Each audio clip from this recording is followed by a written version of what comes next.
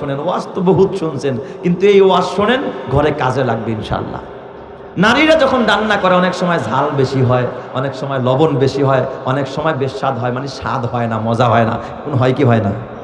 সব সময় কি একরকম রান্না করতে পারে? আপনারা দিলে তো আপনিও পারবেন না, আপনি আরেকজনের দোষ কেমনে দেন?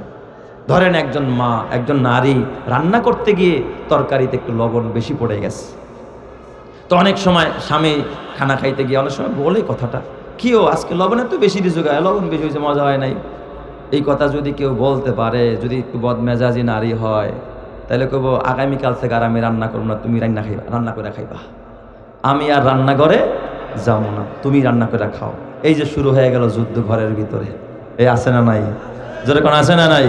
হ্যাঁ, তোমার সংসার করি, তোমার পোলাপান পালি, এরপর আবার রান্না করছি, তোমার এই দোষ এই দোষ, তুমি কও এই কথা, তোমার বাপে কয় এই কথা, তোমার মায়ে কয় এই কথা, তোমার বইনে কয় এক কথা, যাও তুমি রান্না করে খাইবা, কালকে আর আমি চুলার পারে যাবো না। আছে না নাই? হ্যাঁ, তাহলে এর দ্বারা কি হলো? সংসারের শান্তি বাড়লো না অশান্তি বাড়লো? আর যদি নেককার হাসি খুশি নারী হইতো, স্বামী যখন বলছে লবণ বেশি হয়ে গেছে, তখন হাসি দিয়ে কি বলতো, ও শোনেন, আজকে একটু লবণ বেশি দিছি ইচ্ছা করে, একটু খায়া দেখেন লবণ বেশি হইলে কেমন মজা হয়। তোর স্বামীও হাইসা দিব, ঠিক না বে ঠিক? যেটা খান। আর যদি অথবা একটা হাসির কথা বলছে, আরে খান না, একদিন খান লবণ, এদিন তো কম দিছে, আজকে একটু ওই দিন ওটা পোষায়া দিছি, আজকে একটু খান, ইনশাল্লাহ খেয়াল করে নেয়। অথবা যদি ওরকম ভদ্র নারী হয়, অথবা বলবে কি, আজকে যে আপনি ওই যে চিকন লবণ আনছেন, তো এতদিন মোটা লবণ দিয়ে রান্না করছি, তো আমি আসলে আন্দাজটা বুঝতে পারি নাই, এই কারণে লবণটা একটু বেশি হয়ে গেছে, ইনশাল্লাহ কালকে থেকে হবে না।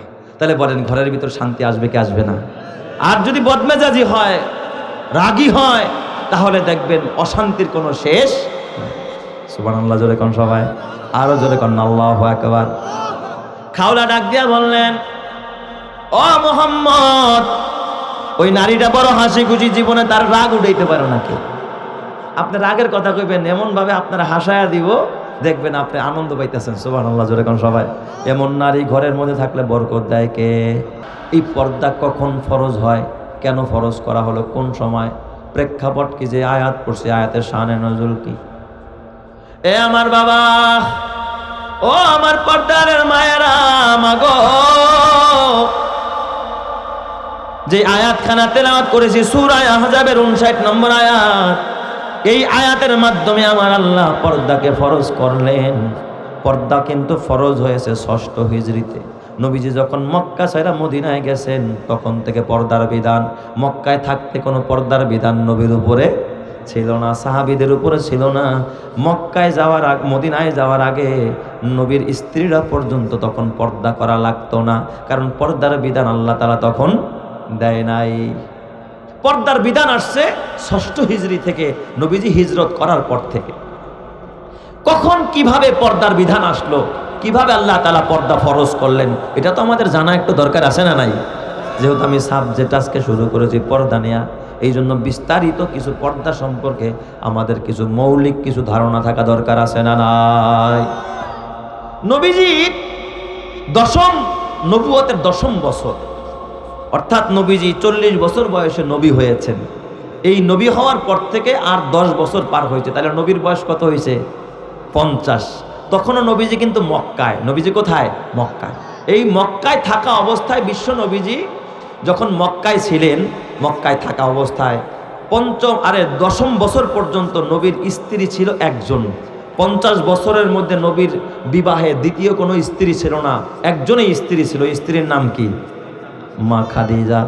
নবীজির যে 9 বিবি বা 11 বিবি আপনি যাই বলেন, এই বিবিদের মধ্যে সর্বপ্রথম বিবি যিনি ছিলেন তার নাম কি? খাদিজা। যে মা খাদিজার কথা আমার আগের বক্তা বলতেছিল, ঠিক কিনা? এই মা খাদিজা থাকা অবস্থায় নবী দ্বিতীয় কোনো নারীকে বিয়ে করে নাই। 10ম বছর নবুয়তের, নবী হওয়ার 10ম বছর নবীজির প্রিয় বিবি মা খাদিজা ইন্তেকাল করলেন। এটা নবীর জন্য বড় কষ্টের, কারণ একজন মহব্বতের বিবি যদি মারা যায়, দেখবেন ওই স্বামী বিবির কষ্ট ভুলতে পারে না। বিবির স্মৃতি, কারণ একজন স্বামী আর স্ত্রীর যে ভালোবাসার মহব্বত, এই ভালোবাসা সকল ভালোবাসার কাছে হার মানে। সুবহানাল্লাহ জোরে কোন সবাই। এটা বড় দামি একটা ভালোবাসা, এটা জান্নাতি ভালোবাসা। এই জন্যই তো আল্লাহ তাআলা আদম আর হাওয়াকে কোথায় সৃষ্টি করেছেন? জান্নাতের ভিতরে। বাবা আদম আর হাওয়ার বিয়ে কিন্তু জান্নাতের ভিতরে হয়েছে না বাহিরে? জান্নাতের ভিতরে। তাহলে স্বামী স্ত্রীর সম্পর্ক পবিত্র সম্পর্ক, স্বামী স্ত্রীর বন্ধন এটা পবিত্র বন্ধন, যেটা জান্নাতি বন্ধন, যেই বন্ধন কায়েম করেছেন স্বয়ং আল্লাহ রাব্বুল আলামিন। বাবা আদম আর মা হাওয়ার মাঝে আল্লাহ নিজে বিয়ে পড়াইয়ে দিয়েছে, জোরে কন্যা আল্লাহু আকবার। যদি এটা খারাপ কিছু হইতো আল্লাহকে বিয়ে পড়াইয়ে দিতেন? বিয়ে পড়াতেন না। আপনাদের মনোযোগ আছে? আপনাদের কি কষ্ট হইতেছে নাকি? আমার কথা বুঝতে পান ক্লিয়ার? আল্লাহ তুমি কবুল করো, জোরে কন্যা। তো মা খাদিজা ইন্তেকাল করলেন নবুয়তের কততম বছর? 10ম বছর। ওই বছর আরেকটা ঘটনা ঘটছে। নবীজির প্রিয় চাচা হযরতে আবু তালেব, খাজা আবু তালেব, যিনি নবীকে সবসময় সাপোর্ট দিতেন, একেবারে বটবৃক্ষের মতো, বাবা নাই কিন্তু বাবার স্থানটা দখল করেছিলেন খাজা আবু তালেব, নবীর আপন চাচা, জোরে কোন সুবহানাল্লাহ। এই আবু তালেবও 10ম বছর ইন্তেকাল করছেন। এই জন্য এই বছরটাকে বলা হয় আম্মুল হুজুন, নবীর চিন্তার বছর, টেনশনের বছর, পেরেশানির বছর। একদিক দিয়া মা খাদিজা মারা গেলেন, অপর দিক দিয়া খাজা আবু তালেবও মারা গেলেন। এখন আর মক্কায় আমার নবীকে দেখে রাখার মতো, ছায়া দেওয়ার মতো আর কোনো পুরুষ বা কোনো নারী নাই। বিবি ছিল একজন। আচ্ছা আপনারা বলেন, আমি আরেকটু বলে নেই, তাইলে এই সামনের কথাগুলো বুঝতে সহজ হবে। মা খাদিজা যখন মারা যায় তখন মা খাদিজার ঘরে তার 4টা মেয়ে জীবিত। কয়টা মেয়ে? 4টা মেয়ে। ওই সময় হজরতে ফাতেমার বয়স ছিল মাত্র 7 বছর। কয় বছর? 7 বছর। তার 4টা মেয়ের মধ্যে প্রথম মেয়ের নাম হলো জায়নাব, দ্বিতীয় মেয়ের নাম হলো রুকাইয়া, তৃতীয় মেয়ের নাম হলো উম্মে কুলসুম, চতুর্থ মেয়ের নাম হজরতে ফাতেমা। ফাতেমার বয়স 7। এরকমের সিরিয়ালে ধরেন 7 বছর, কারো 9 বছর, কারো 11, কারো 12, 13, 14, 15, এইরকমের। এখনো কারো বিয়ে শাদী হয় নাই। এই যে 4টা মেয়ে ঘরে, আর নবীর 3টা ছেলে ছিল, হজরত ইব্রাহিম, একজনের নাম কাসেম, আরেকজনের নাম আবদুল্লাহ। তো এই আবদুল্লাহকে কেউ কেউ বলেছে তার নাম আবদুল্লাহ, আবার কেউ কেউ বলছেন তৈয়ব, কেউ কেউ বলছেন তার নাম তাহের। এই আবদুল্লাহরই 3 নাম। এই জন্য আমরা মনে করি বুঝি নবীজির ছেলের নাম তৈয়ব, নবীর ছেলের নাম তাহের, আবার কেউ কেউ আবদুল্লাহ। না, আসলে মূল নাম ছিল আবদুল্লাহ, তার এমনি ডাকটাম অন্যান্য নাম ছিল, কেউ তৈয়ব বলে ডাকতো, কেউ তাহের বলে ডাকতো। কিন্তু নবীর ছেলে মোট কয়জন? 3 জন। একজন ইব্রাহিম, একজন আবদুল্লাহ, আর একজন কি? কাসেম। প্রথম ছেলে ছিল কাসেম। দেখবেন একজনের ঘরে যখন প্রথম সন্তান হয়, ওই ছেলের দিকেই নিসবাত কইরা মানুষ তারা কি দেয়? ডাক দেয়। এই রাবেয়ার মা এদিকে আসো। বড় মেয়ের নাম কি? রাবেয়া। এই জন্য মানুষ রাবেয়া কয় না? রাবেয়ার মা কয়া ডাক দেয়। অনেক সময় প্রথম যদি ছেলে হয়, ছেলের নাম রাখছে মনে করেন কলিমুদ্দিন, কয় এই কলিমুদ্দিনের বাপ কই যাও, এরকম বলেন কি বলেন না আপনারা? প্রথম সন্তানের নাম ছিল কাসেম, এই জন্য আমার নবীকে আবুল কাসেম বলা হয়। সুবহানাল্লাহ, যেরকম সবাই মানে কাসেমের বাপ। আবুল কাসেম অর্থ কি? কাসেমের বাপ। তাহলে নবীর ছেলে কয়টা? 3 জন রাদিয়াল্লাহু তাআলা আনহু, রিদওয়ানুল্লাহি তাআলা আলাইহিম আজমাইন। আর মেয়ে ছিল কয়জন? 4 জন। মোট সন্তান কয়জন? 7 জন। এই তো মাশাআল্লাহ বুঝতেছেন, সব সন্তানগুলো ছোট ছোট। সব সন্তানগুলো কি? ছোট ছোট। আপনাদের এলাকার মধ্যে কোনো মা যদি এরকম ছোট ছোট বাচ্চা রাইখা মারা যায়, তখন আপনারা কি বুদ্ধি দেন? যে আরেকটা বিয়ে করেন, আরেকটা বিয়ে করেন। এই বাচ্চাগুলোকে কি দেখে রাখবে? এই বাচ্চাগুলোকে দেখার মতো তো কি নাই, কোনো মানুষ নাই। এই পরামর্শ আপনারা দেন কি না? তখন কিন্তু আপনারা খোঁজেন, এমন নারী খোঁজেন যেই নারীর কি হয় নাই, বাচ্চা হয় নাই, সামনেও হওয়ার সম্ভাবনা নাই। বন্ধা নারী, বাঞ্জা নারী, এমন নারীকে আপনারা বেশি চুজ করেন, পছন্দ করেন, যাতে করে এই সংসারে আইসা ওই সন্তানগুলো কোনো ঝামেলা করতে না পারে। কিন্তু আমার নবী, দয়ার নবী, মায়ার নবী, উম্মতের কান্ডারি মা খাদিজা মারা গেলেন, ঘরের মধ্যে ছোট ছোট বাচ্চা। খাজা আবু তালেব মারা গেলেন, নবীর মাথায় ছায়া নাই। বলেন তো এখন নবীর জন্য এটা বড় পেরেশানির কারণ কিনা? কথা কয় না? পেরেশানির কারণ না? পেরেশানির বড় কারণ। বিভিন্ন লোক আমার নবীরে পরামর্শ দেয় আপনি একটা বিয়ে করেন, কিন্তু নবী যে চিন্তা করতেছে না জানি আবার কোনো সমস্যা হয় কিনা। এ আমার বাবা, নবীজির একজন খালাম্মা, তার মা আমেনার বোন, তার নাম ছিল খাওলা বিনতে হাকিম। এই খাওলা বিনতে হাকিম তিনি আইসা আমার নবীর কাছে ডাক দেখা, ও আবুল কাসেম, আমি তোমাকে একটা কথা বলি, একটা পরামর্শ দেই। কয় কি পরামর্শ? কয় তুমি তো এখন বিপদে আছো, মুসিবতে আছো, তোমার ঘরে একজন বিবি দরকার তোমার বাচ্চাগুলো দেখাশোনার জন্য। এই ছোট বাচ্চারে গোসল করে দেওয়া লাগে, খানা খাওয়ায় দেওয়া লাগে, ওরে প্রস্রাব করতে নিয়ে যাওয়া লাগে রাতের বেলায়। মা সন্তানকে পাশে নিয়ে না ঘুমাইলে বাচ্চারা ঘুমাইতে চায় না। একজন বিবি তোমার ঘরে দরকার। খাওলা কিন্তু নবীর কি হয়? খালা। নবীর কি হয়? খালা। আম্মা খালা। খালা তো কার মতো? মায়ের মতো। খাওলা বিনতে হাকিম যখন এই পরামর্শ দেয়, নবীজি চিন্তা করেন আল্লাহ, তাইলে তো এই পরামর্শটা মানা দরকার। ডাক দেয়া বললেন, ও খাওলা, আপনি কার কথা বলেন? কারে আপনি আমার কাছে বিয়ে দিতে চান? তখন খাওলা ডাক দিয়া বললেন, ও আবুল কাসেম মোহাম্মদ, শোনো, এই মক্কার ভিতরে একজন সুন্দরী নারী আছে, রূপসী নারী আছে, কিন্তু এই নারীটা এত ভালো, শুধু চেহারা সুন্দর তা না, তার চরিত্র সুন্দর, এই নারীটার ব্যবহারও সুন্দর, এই নারীটার আচার ব্যবহার ভালো, খুব হাসি খুশি, যতই বিপদ আসুক, ঝড় আসুক, তুফান আসুক, কখনো তার চেহারা মলিন হয় না, সব সময় হাসি খুশি থাকে। জোরে কোন সুবহানাল্লাহ। এমন নারী ঘরের মধ্যে বড় রহমত নিয়ে আসে, কথা ঠিক কিনা? আর যদি একটুতেই একেবারে এমন চেহারা কালো করছে, মনে হয় যেন কাল বৈশাখী ঝড় উঠছে, আছে না নাই? গাল ফুল্লা বৈশা রয়েছে 4 দিন 5 দিন, আর কথাই কয় না, আছে না নাই? যেরকম আছে না নাই? হ্যাঁ, নারীরা যদি একটু হাসি খুশি হয়, স্বামীদেরকে, ঘরের মানুষদেরকে একটু আনন্দ দিয়ে রাখতে পারে, আর যতই দুঃখ দুর্দশা, বিপদ আর মুসিবত আসুক, যদি একটু আনন্দ দিয়ে রাখে, ওই ঘরে শান্তির কি থাকে না, কোনো শেষ থাকে না। এই যুগেও এমন নারী আছে না নাই? যেমন একটা উদাহরণ বলি আপনাদেরকে। ধরেন অনেক সময় মা বোনেরা যখন রান্না করে, আপনাদের কষ্ট হবে না তো বাজান? খুব বুঝেন কথাগুলো, মনোযোগ দিয়ে শোনেন। ওয়াজ তো বহুত শুনছেন, কিন্তু এই ওয়াজ শোনেন, ঘরে কাজে লাগবে ইনশাল্লাহ। নারীরা যখন রান্না করে, অনেক সময় ঝাল বেশি হয়, অনেক সময় লবণ বেশি হয়, অনেক সময় বেস্বাদ হয়, মানে স্বাদ হয় না, মজা হয় না। কোন হয় কি হয় না? সব সময় কি একরকম রান্না করতে পারে? আপনারা দিলে তো আপনিও পারবেন না, আপনি আরেকজনের দোষ কেমনে দেন? ধরেন একজন মা, একজন নারী রান্না করতে গিয়ে তরকারিতে একটু লবণ বেশি পড়ে গেছে, তো অনেক সময় স্বামী খানা খাইতে গিয়ে অনেক সময় বলে কথাটা, কি ও আজকে লবণের তো বেশি দিয়েছো, গায়ে লবণ বেশি হয়েছে, মজা হয় নাই। এই কথা যদি কেউ বলতে পারে, যদি একটু বদমেজাজি নারী হয়, তাহলে কব আগামীকাল থেকে আর আমি রান্না করবো না, তুমি রান্না করে খাইবা, আমি আর রান্নাঘরে যাবো না, তুমি রান্না করে খাও। এই যে শুরু হয়ে গেল যুদ্ধ ঘরের ভিতরে, এই আছে না নাই? যেরকম আছে না নাই? হ্যাঁ, তোমার সংসার করি, তোমার পোলাপান পালি, এরপর আবার রান্না করছি, তোমার এই দোষ এই দোষ, তুমি কও এই কথা, তোমার বাপে কয় এই কথা, তোমার মায়ে কয় এই কথা, তোমার বইনে কয় এক কথা, যাও তুমি রান্না করে খাইবা, কালকে আর আমি চুলার পারে যাবো না।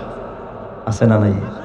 হ্যাঁ, তাহলে এর দ্বারা কি হলো? সংসারের শান্তি বাড়লো না অশান্তি বাড়লো?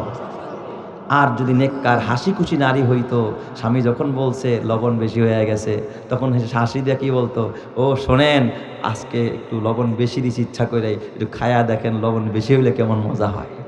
তোর স্বামীও হাইসা দিব, ঠিক না বে ঠিক? যেটা খান। আর যদি অথবা একটা হাসির কথা বলছে, আরে খান না, একদিন খান লবণ, এদিন তো কম দিছে, আজকে একটু ওই দিন ওটা পোষায়া দিছি, আজকে একটু খান, ইনশাল্লাহ খেয়াল করে নেয়। অথবা যদি ওরকম ভদ্র নারী হয়, অথবা বলবে কি, আজকে যে আপনি ওই যে চিকন লবণ আনছেন, তো এতদিন মোটা লবণ দিয়ে রান্না করছি, তো আমি আসলে আন্দাজটা বুঝতে পারি নাই, এই কারণে লবণটা একটু বেশি হয়ে গেছে, ইনশাল্লাহ কালকে থেকে হবে না। তাহলে বলেন ঘরের ভিতর শান্তি আসবে কি আসবে না? আর যদি বদমেজাজি হয়, রাগী হয়, তাহলে দেখবেন অশান্তির কোনো শেষ। সুবহানাল্লাহ জোরে কোন সবাই, আরো জোরে কোন আল্লাহু আকবার। খাওলা ডাক দিয়া বললেন, ও মুহাম্মদ, ওই নারীটা বড় হাসি খুশি, জীবনে তার রাগ উঠাইতে পারে নাকি? আপনি রাগের কথা কইবেন, এমন ভাবে আপনারা হাসায়া দিব, দেখবেন আপনি আনন্দ পাইতেছেন। সুবহানাল্লাহ জোরে কোন সবাই। এমন নারী ঘরের মধ্যে থাকলে বরকত দেয় কে? আমার নবী কথাগুলো শুনে তার কথা আকর্ষিত হয়ে গেলেন। খালাম্মা, এমন নারীকে যার প্রস্তাব আপনি দিতে চান? খাওলা ডাক দিয়া বললেন, খাওলা বিনতে হাকিম ডাক দিয়া বললেন, ও মুহাম্মদ, আপনি শোনেন, ওই নারী হলো এই মক্কার ভিতরে একজন সুন্দরী নারী, তার নাম হলো হযরতে সাউদা, তার বাবার নাম হলো জামা, সাউদা বিনতে জামা। এই সাউদা বিনতে জামা, তার 5টা বাচ্চা ঘরে, তার স্বামী নাই, তার স্বামী মারা গেছে, সেও মুসলমান, তার স্বামীও ছিল মুসলমান, কিন্তু নারীটা বড় সুন্দরী, বড় হাস্যোজ্জ্বল নারী। আপনার একজন অভিজ্ঞ নারী দরকার, কারণ আপনার ঘরেও তো 6টা 7টা সন্তান, এইগুলো গুছাইতে হলে তো অবিবাহিত নারীরা গুছাইতে পারবে না, অভিজ্ঞ নারী দরকার। অতএব ওই সাউদা বিনতে জামাকে যদি আপনার ঘরে আনেন, তাকে যদি বিবি বানায় নেন, মনে হয় আপনার ঘরটা দামি ঘর হয়ে যাবে। চিৎকার মেরে কন্না আল্লাহু আকবার। আমার নবীর বয়স তখন হলো 50 বছর, কারণ 40 বছরে নবুয়ত পাইছে, 10ম বছরে মা খাদিজা মারা গেছে। তাহলে নবীর বয়স কত? 50 বছর। আর ওই সময় নবীজির স্ত্রী মা খাদিজা মারা গেছে, তার বয়স ছিল 65 বছর। 65 বছরে মা খাদিজা মারা গেছে। আমার নবীর বয়সের চাইতে মা খাদিজার বয়স কয় বছর বেশি ছিল? হ্যাঁ, আচ্ছা, 25 বছরে 40 বছরের নারী বিয়ে করছে, তাহলে 15 বছর হয় না? হ্যাঁ, 15 বছরের ব্যবধান।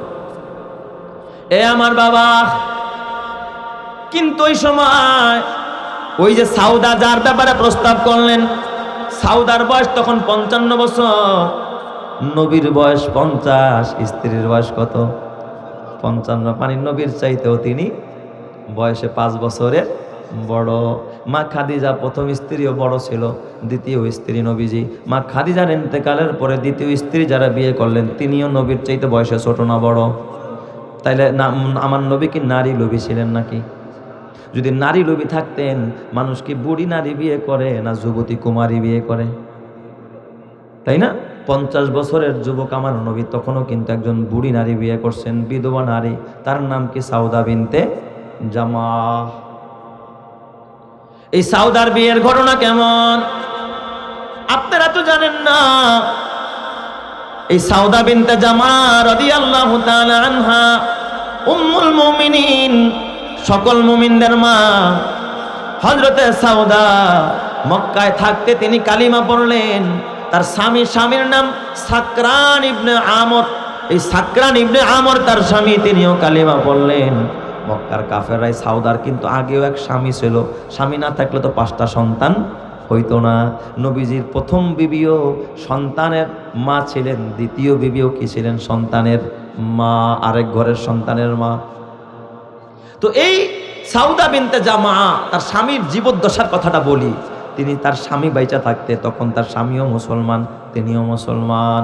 এই দিক দিয়ে মক্কার কাফেরেরা যখন নবীর উপরে জুলুম নির্যাতন বেড়ে গেল, যারা কালিমা পড়েছে তাদের উপরেও জুলুম নির্যাতন বেড়ে গেল। সাউদার উপরেও জুলুম। তখন নবীর সাথে তার বিয়ে হয় নাই, তখন তার স্বামীর নাম ছিল সাকরান বিন আমর। সাকরানের উপরে জুলুম। একদিন সাউদার স্বামী সাকরান আমার নবীর কাছে এসে ডাক দেয়া কয়, ইয়া রাসূলুল্লাহ, ইয়া হাবিবাল্লাহ, আপনি যদি বলেন এই জুলুম আর সহ্য হয় না, মক্কা ছাইরা আমরা অন্য কোথাও চলে যাব। নবীজি আদেশ দিলেন, যাও তোমরা আবিসিনিয়ায় যাও। মুসলমান কিন্তু প্রথম হিজরত করছে মক্কা থেকে কোথায়? আবিসিনিয়ায়, হাবশায়। হাবশায় চলে গেলেন। হাবশায় যাওয়ার পরেই সাউদা বিনতে জামা স্বামীর সাথে সেখানে সংসার করতেছে। হঠাৎ কইরা সাকরান বিন আমর খবর পাইল যে মক্কায় নবী মুহাম্মদের হাত ধইরা অনেক মানুষ কালিমা পড়ে মুসলমান হয়ে গেছে। জোরে কোন সুবহানাল্লাহ। হঠাৎ করে তার বিবি এই সাউদা বিনতে জামা, সাকরানের স্ত্রী, তখন তিনি সাকরানের ঘরে। তিনি একদিন স্বপ্নে দেখলেন, আজব স্বপ্ন। স্বামীরা ডাক দেখা, স্বামী গো, আমি আজকে আজব এক স্বপ্ন দেখলাম। কি স্বপ্ন দেখছো? সাকরানে ডাক দেয়া বলে, স্বামী আমার, ও স্বামী, আমি স্বপ্নে দেখলাম আল্লাহ তাআলার আকাশের চন্দ্রটা আমি সাউদা বিনতে জামার কুলের মধ্যে এসে গেছে। আল্লাহু আকবার, জোরে বলো সবাই। স্বপ্ন ঠিক দেখছে না বেঠিক দেখছে? কারণ কয়দিন পরে আকাশের চন্দ্রটাকে আল্লাহ তার কুলে দিবে কি দিবে না? এই চন্দ্রটাকে আমার নবী। জোরে কনকে আমার নবী। আকাশ হতে চাঁদ নেমেছে মা আমেনার কোলে, আধার রাতে উঠল যেন চাঁদের চেরাগ জ্বলে, চাঁদের চেরাগ জ্বলে। আকাশ হতে চাঁদ নেমেছে মা আমেনার কোলে, আধার রাতে উঠল যেন চাঁদের চেরাগ জ্বলে। গুলশানে আজ বুলবুলিরা গাইছে শিরিন কালাম তামাম জাহান নবীর তরে জানায়ে লাখো সালাম, জানায়ে লাখো সালাম। আকাশ হতে চাঁদ নেমেছে মা আমেনার কোলে, আধার রাতে উঠল যেন চাঁদের চেরাগ জ্বলে, চাঁদের চেরাগ জ্বলে। জোরে জোরে কন্না আল্লাহু আকবার। তো এই সাউদা বিনতে জামা স্বপ্ন দেখছে চাঁদ আমার কোলে। তখন তার স্বামী জিন্দা সাকরান বিন আমর। স্বামীরা ডাক দেখা, স্বামী গো আমি তো আজব এক স্বপ্ন দেখলাম। আরবের মানুষ ইমানদাররা স্বপ্নের কিছুটা হলেও ব্যাখ্যা বুঝতো। সাকরান ডাক দিয়া বলে, বিবি আমার বুঝেছি বিবি গো, আমি মনে হয় আমার হায়াত শেষ হয়ে আসছে বিবি আমার। এই স্বপ্ন তো বড় আজব স্বপ্ন, মনে হয় মক্কার কোন সেরা পুরুষ তোমার স্বামী হয়ে যাবে। সুবহানাল্লাহ জোরে কোন সবাই। তুমি যে স্বপ্ন দেখছো মনে হয় তোমার স্বামী নতুন করে এমন একজন মানুষ হবে যিনি মক্কার মধ্যে একজন সেরা মানুষ। বলেন তো আমার নবীর চাইতে সেরা মানুষ কেউ আসেনি? আরো জোরে বলেন আছে নাকি? কেউ নাই। কিছুদিন পর ওই হাবশায় আবিসিনিয়ায় সাকরান বিন আমর মারা যায়। আল্লাহর কি ইচ্ছা কুদরত, সাকরান মারা যায়। সন্তান কয়টা? পাঁচটা সন্তান রাইখা স্বামী মারা যায়। বলেন তো তার বাপ মা, তার ভাই বোন, তার আত্মীয় স্বজনের মধ্যে কেউ কালিমা পড়ে নাই। এই পরিবারটা শুধু কালিমা পড়েছে। অমুসলিমরা কি মুসলমানরা সাপোর্ট করে না? বিপদে ফেলে, সুযোগ পাইলে মেরে ফেলে, ঠিক না ব্যাঠিক জোরে কন? এখন এই বাচ্চাদেরকেও দেখার কেউ নাই, আর সাউদা বিনতে জামারেও দেখার কেউ নাই। এই মহিলাটা বড় বিপদে পড়ে গেছে, কিন্তু বড় সুন্দরী নারী। এই সাউদা বিনতে জামা এখন তো স্বামী নাই, কার সাথে হাবশায় থাকবে? তিনি হিজরত করে মক্কায় আসলেন। মক্কায় আসার পর আরো নির্যাতন বেড়ে গেল। কেউ খাবার দেয় না, আত্মীয় স্বজন খবর নেয় না। এবার সাউদা এমনও দিন যায় বাচ্চাগুলো ক্ষুধার তাড়নায় কাঁদতে থাকে। তখন গিয়া খাওলা বিনতে হাকিম আমার নবীরে ডাক দেয়া কয়, ও আবুল কাসেম মুহাম্মদ, এই নারীটা বড় অসহায়, তার ঘরে 5টা সন্তান, দেখার কেউ নাই। তোমার ঘরেও 7টা সন্তান, তোমার ঘরেও দেখার কেউ নাই। তুমি যদি আরে বিয়ে করে নাও তাহলে তোমারও উপকার হবে, তারও উপকার হবে, সেও বাইচা যাবে, তার বাচ্চাগুলো একটা আশ্রয় পাবে। তুমি পিতা হইয়া তাদেরকেও দেখবা, তোমার সন্তানকেও দেখবা। এই মহিলার উপকার হবে, মুহাম্মদ তোমারও উপকার হয়ে যাবে। চিৎকার মেরে কন্না আল্লাহু আকবার। তাহলে বলেন প্রস্তাবটা ভালো উদ্দেশ্যে না খারাপ উদ্দেশ্যে? ভালো উদ্দেশ্যে প্রস্তাব। সাউদা বিনতে জামা রাজি হয়ে গেলেন, নবী আমার রাজি হয়ে গেলেন। সাউদা ডাক দিয়া বলেন, সাউদা তোমার গার্জিয়ান ছাড়া আমি বিয়ে করতে পারবো না, আগে তোমার গার্জিয়ান লাগবে। তখন তিনি তার আত্মীয় স্বজনের ভিতরে যদিও বেঈমান সব একজনরে তিনি গার্জিয়ান বানাইছে, অত দূরবর্তী কোনো আত্মীয় কাই না। তারপরে নবীর সাথে বিয়ে হয়। যেই হোক, বিয়ে হওয়ার পরে স্বামী স্ত্রী তারা কি করতেছে? সংসার চালাইতেছে। তাইলে এই সাউদা বিনতে জামা আমার নবীর কততম স্ত্রী? জোরে কোন কয় নম্বর? 2 নম্বরের স্ত্রী। প্রথম স্ত্রী ছিল মা খাদিজা। মা খাদিজা কি এখন বাইসে আছে নাকি? তো এখন দ্বিতীয় একক স্ত্রী, তার নাম কি? সাউদা বিনতে জামা। এই সাউদা রাদিয়াল্লাহু তাআলা আনহা কত বছর বয়স? 55।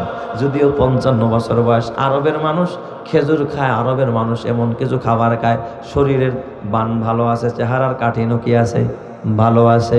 এই সাউদা যখন রাস্তা দিয়া যায়, বখাটে ছেলেরা রাস্তায় উৎপাইতা থাকে, তাকায়া থাকে, নবীর বিবির দিকে বদ নজর দেয়। এই রকমের কিছু যুব সমাজ, এই রকমের কিছু বখাটে সন্তান আমাদের জমিনের মধ্যে আছে না নাই? দেখবেন কলেজ যখন ছুটি হয়, কোনো ছেলে আছে বেকার, কাম নাই, কলেজ যখন ছুটি হয় ওই কলেজের গেটে গিয়া কি থাকে? খাড়ায় থাকে না? ওখানে খাড়াইছে কি লেগা? বইনের রিসিভ করে বাসায় নিব না, খালি দেখবো সুন্দরী মাইয়া কোনটা যায়। এটাই ওদের নেশার পেশা, আছে না নাই? এরা কি ভালো ছেলে না বখাটে? বলেন, রাগ করেন নাকি? এরা ভালো ছেলে না বখাটে ছেলে? এরা বখাটে ছাড়া কোনোদিন। তুই আরেকজনের মেয়েকে, আরেকজনের বোনকে তুই উত্তপ্ত করতেছস, তোর বোনকেও তো এক সময় মানুষ উত্তপ্ত করবে, তোর বিবিরেও করবে। কথা ঠিক না বেঠিক? জোরে কও। যেমন কর্ম তেমন ফল, তুমি যেমনটা করবা তেমনটাই পাবা, আছে না নাই?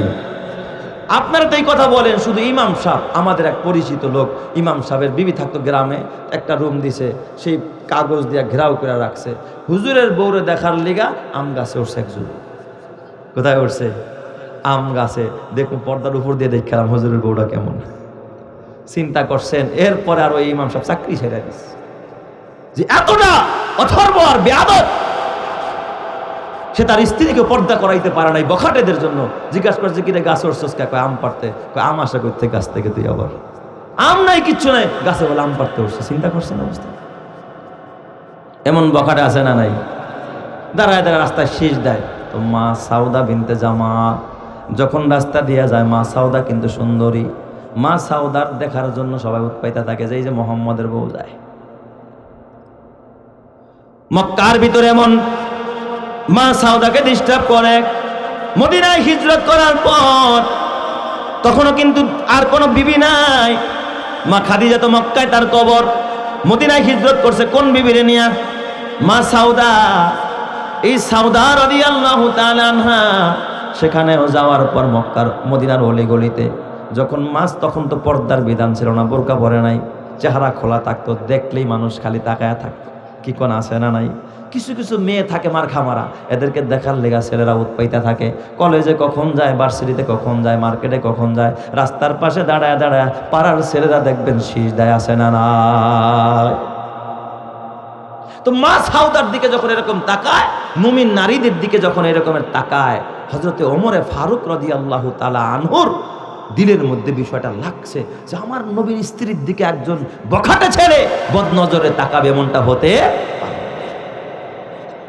মা সাউদা একদিন রাস্তা দেয়া যায়, হযরতে ওমর রাদিয়াল্লাহু তাআলা আনহু ওই রাস্তা দিয়া যায়, তাকায় দেখে যুবক কতরিতে বৈশা বৈশা একটা আরেকটার গলা ধরে খালি টিটকারি টিপ্পনি করতেছে। মা সাউদার দিকে নজর করতেছে। এইটা ওমর রাদিয়াল্লাহু তাআলা আনহু। এমনি তো আসাদুহুম ফি আমরিল্লাহি ওমর, ওমরের কিন্তু আল্লাহর হুকুমের ব্যাপারে ওমর সবচাইতে কঠোর। ওমর রাদিয়াল্লাহু তাআলা এই দৃশ্যটা দেখে সহ্য করতে পারে নাই। আরে নবীর স্ত্রী তো আমাদের মা, আর মায়ের দিকে কেমনে আরা বদনজরে তাকায়? ওমরের মেজাজ গরম হয়ে গেছে। হযরত ওমর হাঁটতে হাঁটতে হাঁটি হাঁটি পা পা করে আমার নবীর কাছে গেলেন, বিশ্ব নবীর কাছে গেলেন। নবীজির দরবারে বৈশা আমার নবীরা ডাক দিয়া কয়, ইয়া রাসূলুল্লাহ, ইয়া হাবিবাল্লাহ, নবীজি গো একটা কথা বলি, যদি পারমিশন দেন। নবী আমার ডাক দিয়া বলে, ওমর তুমি আমার মহব্বতের সাহাবী, তোমার জন্য অনুমতি আছে, তুমি কি বলতে চাও আমারে বলো। হযরত ওমর ডাক দিয়া কয়, ইয়া রাসূলুল্লাহ, আপনার বিবি সাউদা তিনি তো একজন সুন্দরী মা, তিনি যখন রাস্তা দিয়া যায় এলাকার বখাটে যুবকগুলো আপনার বিবির দিকে কুনজর দেয়, বদনজর দেয়। অথচ আল্লাহর রাসূল বলেছেন লাআনাল্লাহুন নাজিরা ওয়াল মানজুরা ইলাইহি, এটা নবীর যদিও পর্দা নাজিল হওয়ার পরবর্তী কথা, যে নজর দেয় তার উপরেও লানত, যাকে নজর দেয় তার উপরেও কি লানত, আল্লাহর লানত। নবী আমার, আপনার বিবির দিকে কেউ বদনজর দিবে এটা সহ্য হয় না। আবার তখন তারা মাঝে মাঝে একসাথে খানা খাইত। পর্দার বিধান আসার আগে নবীর দরবারে যখন কেউ আসতো, নবীর সাথে নবীর বিবিও বসতো, অন্যরা ওই প্লেটের মধ্যে বসতো। এটা একটু কেমন কেমন লাগে, মাঝে মাঝে একজনের হাতের সাথে আরেকজনের হাত লাগিয়ে যায়। এটা ওমরের কাছে ভালো লাগে নাই। নবীর বিবিদের একটা কি আছে বাবা, স্বাতন্ত্রতা আছে না নাই? একটা ভিন্নতা আছে, তাদের একটা ওয়াকার আছে, একটা মর্যাদা আছে, একটা গায়রত আছে, একটা প্রেস্টিজ আছে। ওমর কয়, হুজুর একটা কথা বলবো, যদি কিছু মনে না করেন। কয়, ওমর বলো তুমি কি বলতে চাও, একেবারে খোলা মনে তুমি বলো। কয়, হুজুর আপনার বিবিরা যদি রাস্তায় বের হইতো, বের হওয়ার সময় যদি একটু চাদর দিয়া মুখটা ঢাইকা নিত, তাইলে আমার মনে হয় আর এই বখাটে পুরুষরা বিবিরে চিনতো না, আর উত্তপ্ত করতো না, আপনার বিবির দিকে বদনজরে তাকাইতো না। আমার নবীর এই পরামর্শ দিছে কে? এই যখন পরামর্শ দিছে কে? হযরতে ওমর। নবীজি মাথাটা নত করে দিলেন, কারণ ওমরের পরামর্শটা কি যথার্থ হয়েছে। নবীর কাছে পরামর্শটা কি লাগছে? ভালো লাগছে। কিন্তু আমার নবী তো কোনো নির্দেশ দিতে পারে না, একজনের নির্দেশ ছাড়া। তিনি কে? আরো জোরে বলতে হবে, তিনি কে? আল্লাহ। হযরত ওমর এই কথা বলার পর আর ওমর এমন পরামর্শই দেয়, ওমরের পরামর্শ অনুযায়ী আল্লাহ তাআলা কোরআনুল কারীমের মধ্যে এক জায়গায় নয়, দুই জায়গায় নয়, 27 জায়গায় আল্লাহ তাআলা আয়াত নাজিল করে ওমরের সমর্থন করেছে আল্লাহ তাআলা। জোরে করেন আল্লাহু আকবার। এই জন্য ওমর এত বড় দামি সাহাবী। ওমরের পরামর্শ নবী কাটেও না, কিছু কয়ও না যে ঠিক আছে ওমর কালকে থেকে কথা কমনে, কারণ নবী তার নিজের মন করা কিছু বলতে পারে। নবী চুপচাপ যে দেখি আমার আল্লাহ এনে কিছু কয়, সুবহানাল্লাহ কালকে কয়ে সবাই আরো জোরে করেন আল্লাহু আকবার। তাইলে আমার নবী যেমন ছিল নবীর উপদেষ্টারাও তেমন ছিল। এই উপদেশটা কে? হযরতে ওমর। ওমর গিয়া নবীরে কি দিছে? উপদেশ দিছে, পরামর্শ দিছে। আর আমার দেশের যারা আতি নেতা, পাতি নেতা, চোর, শেষচোর, চোর, বাটপার যারা এ বাবা বিভিন্ন রকমের সিটার যারা দেখবেন চাঁদাবাজ, এদেরকে পরামর্শ যারা দেয় আর তো ওমরের মতো কথা কয় না, ওমরের মতো। এক নেতায় একদিন কে হুজুর অমুক আমার পরামর্শ দিচ্ছে, আমি ওর পরামর্শ নিয়ে না, ওর পরামর্শ নিয়ে একজন খয়রাত করতেছে, আর একজন এখন ওই রাস্তায় বৈশা কান্দে, আর আরেকজন বিয়া করছে 2 হাত।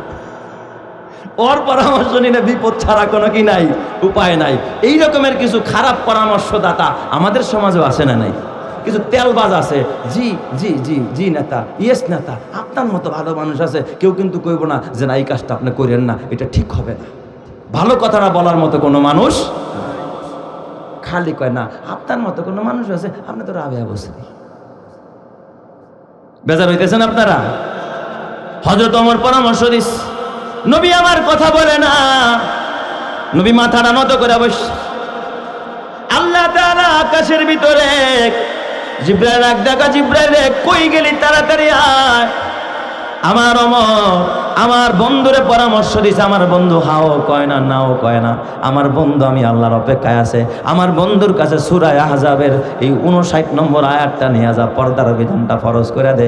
আমার নবীর ডাক দিয়া দেয়া, আইয়ুহান নাবিয়্যু কুল্লি আজওয়াজিকা ওয়া বানাতিকা ওয়া নিসাইল মুমিনিন ইউদনিনা আলাইহিন্না মিন জালাবিবিহিন্না যালিকা আদনা আইয়ুরাফনা ফালা ইউদাইন ওয়া কানা আল্লাহু গফুরুর রহিমা।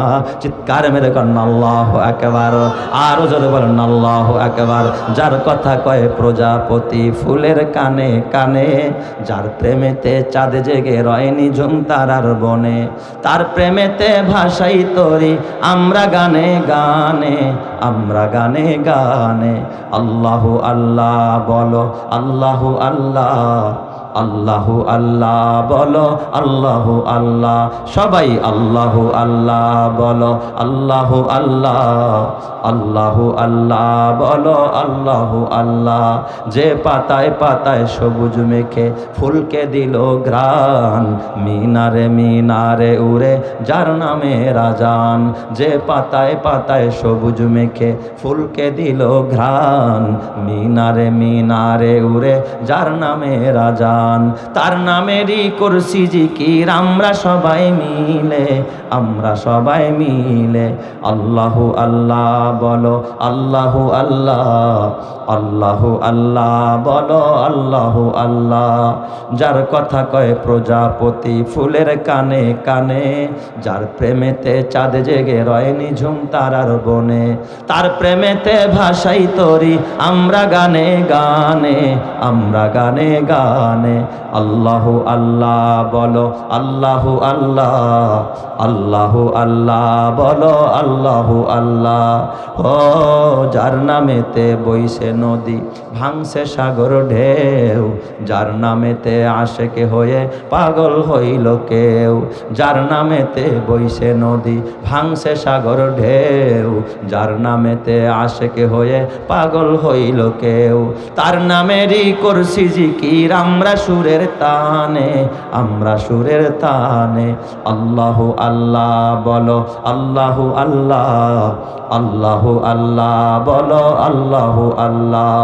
যার কথা কয় প্রজাপতি ফুলের কানে কানে, যার প্রেমেতে চাঁদ জেগে রয় নিঝুম তারার বনে, তার প্রেমেতে ভাষাই তরি আমরা গানে গানে, আমরা গানে গানে। আল্লাহু আল্লাহ বলো, আল্লাহু আল্লাহ, আল্লাহু আল্লাহ বলো, আল্লাহু আল্লাহ। নারায়ে তাকবীর, নারায়ে তাকবীর। আপনাদের কষ্ট হইতেছে? মোনাজাত দিব না আর একটু চলবে? কতক্ষণ? রাত বইরা বলে দেখছো নি? হ্যাঁ, দেখি একটু অল্প সময়ে শেষ করব, তাইলে মনোযোগ আছে তো আপনাদের সবার। আল্লাহ তুমি কবুল করো, জোরে কানা আমিন। এই যে পর্দার বিধান আসলো মা সাউদাকে কেন্দ্র কইরা, বুঝছেন নি ঘটনা? কেন ঘটনা শুনাইলাম? কি আয়াত আল্লাহ দিল? আল্লাহ ডাক দিয়া কয়া, আইয়ুহান নাবিয়্যু, হে নবী, কুল্লি আজওয়াজিকা ওয়া বানাতিকা, আপনার মেয়েদেরকে বলেন, ওয়া নিসাইল মুমিনিন, এবং সকল মুমিনদের স্ত্রীদেরকে বলেন, ইউদনিনা আলাইহিন্না মিন জালাবিবিহিন্না, তারা যেন একটা চাদর দিয়া তাদের চেহারাগুলো ঢাইকা নেয়। জালিকা আদনা আইয়ুরাফনা ফালা ইউদাইন, কয় এইভাবে যদি চেহারা ঢাইকা নেয় তাহলে মানুষ বুঝবে এ বান্দি না, এ দাসী না, এ হলো একজন সম্ভ্রান্ত স্বাধীন নারী। ফালা ইউজাইন, তারে কষ্ট দেওয়া হবে না, তারে উত্তপ্ত করবে না, কেউ বদনজর দিবে না, ইফটিজিন করবে না, সেও বাইচা যাবে, নারীও বাইচা যাবে। আল্লাহ তাআলা বলে, ওয়া কানাল্লাহু গফুরুর রহিমা, এই কাজ যারা করবে আল্লাহ তাদের ক্ষমা করে দিবে এবং তাদের প্রতি দয়া করবে। চিৎকার মেরে কন্না আল্লাহু আকবার। তাইলে বলেন, পর্দা করলে লাভ না লস? আরো যেমন পর্দা করলে লাভ না লস?